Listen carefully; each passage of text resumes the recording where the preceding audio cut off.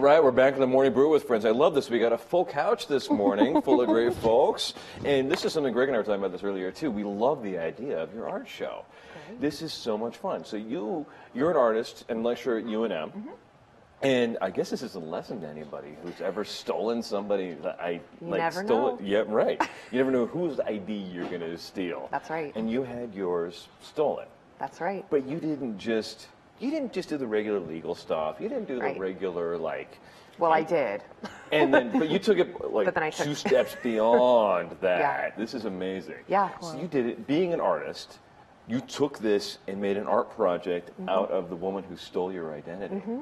Yeah. And you were here in Albuquerque at the time? I was. I had just moved here. And she was in San Francisco. She was in San Francisco. She got a hold of my New Mexico state driver's license and which no one thinks is real outside of this state anyway.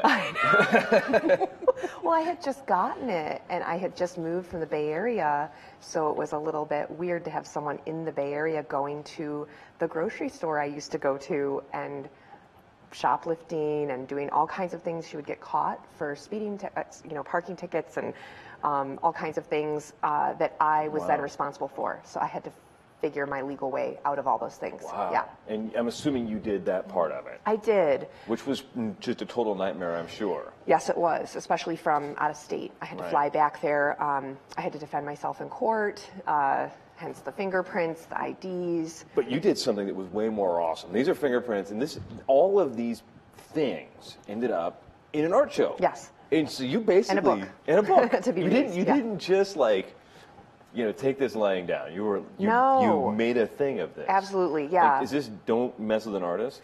Well, I mean, don't mess with me. So all of my art practice before this project was about my own identity and the experiences that I've had throughout my life. So those are the art issues you've worked with anyway. Yeah, so this is the issue. And so it's just, I couldn't have made this up. I honestly couldn't, have planned something strangely better. And actually, I was having an open studio last weekend, and a young woman, a high school student, had asked me, well, do you kind of feel just grateful to her in a way? And I guess several years now later, I kind of do in a strange way. 4 years down the line. Yeah, because, now when you Google search her name, my story comes up. That's interesting. That's pretty empowering. I feel like I took that power back, and some people say turn the tables or whatever, but I feel like I made a situation that was really traumatic into something that was my own. I reclaimed it. Yeah. Well, we have all of these amazing photos. This is you here in the art show, and where was the show? So the art exhibition, when it started in Santa Fe, I showed a small little showing of it at CCA, the Center for Contemporary Art, and that was back in the summer. This particular image of me in the San Francisco Camera Works Gallery was in San Francisco. And that's important because that was where my wallet was originally stolen back in 2009. And so once the wallet resurfaced, once the ID resurfaced, that's when I knew something had happened. And then I continued making the artwork. I made the artwork and then showed it in Albuquerque as well. So Very that cool. show is up right now at Central Features. And you Gallery. actually went out and did stakeouts. I did, yeah. You did a full day. We have a couple of photos of this too, of you. When I think stakeout, I think 1980s cop drama. Yeah. Same thing. You parked in an old Crown Victoria on the side of the road with a long lens camera. Better. So it's like the contemporary version. So it felt literally like Bullet, Streets of San Francisco. Pete Siragusa, who I hired, he was very generous with his time before I hired him. And gave me he tips. filmed this, and this is actually the woman here. This is the woman. Yeah, so there was a team of 3 men and myself. We had 2 vehicles. I was in this right here. I'm videotaping her walking. And she kind of had to have an idea that you were doing She had no idea. Oh, okay. She had no idea. And until very recently, she didn't know who I was or what I was doing. So, yeah. But, yeah, it was telephoto lenses and, cups of coffee and donut, the whole thing of, my dream of Law and Order, Yeah, so this is where the PI told me that she was shoplifting. Using your name before? Yeah. Wow. And did she have good taste in clothing? That's the Goodwill. I don't know. I would shop at the Goodwill, I guess.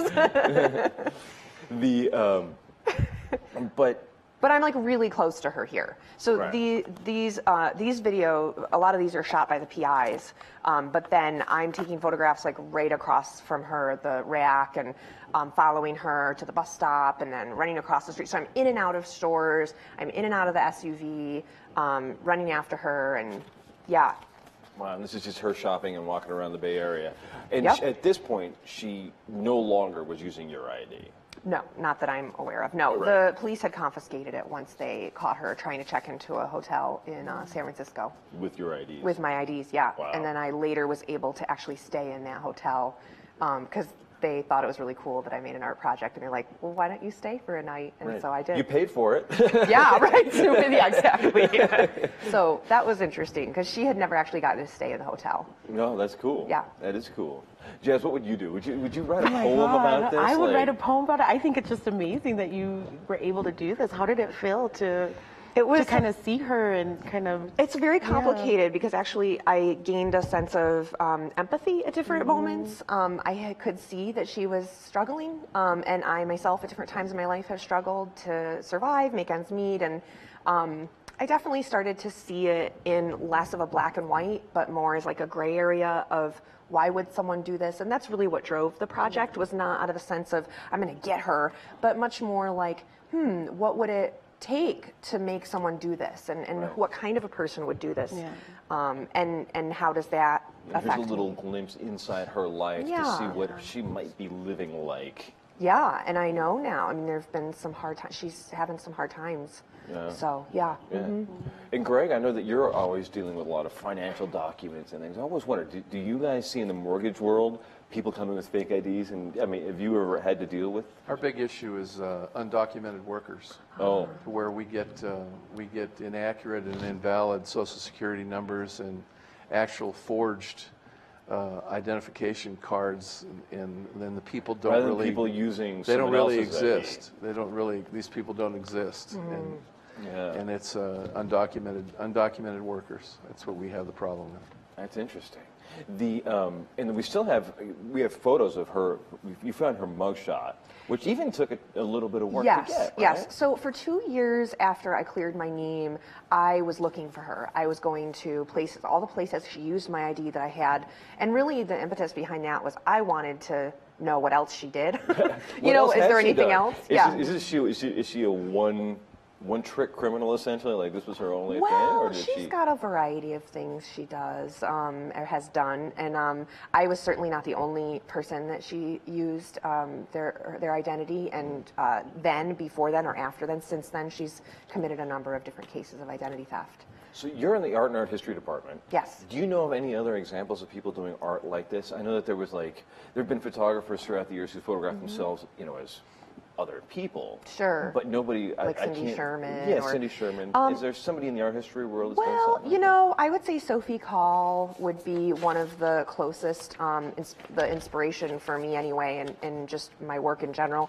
Someone who takes an idea of a person or a fantasy of something that exists outside of themselves and latches onto it and follows it. Yeah. Sounds good. Well, we'll have to look up Sophie Call. Please do. And in the meantime, we'll be back in a couple of seconds with the final cup, and we'll talk a little bit more about some legislative stuff. We'll have to pick your brains, find a little bit more about poetry, and find out how you can maybe protect yourself a little bit. There's got to be some tips you learned about Sure. this. On the Morning Brew with friends.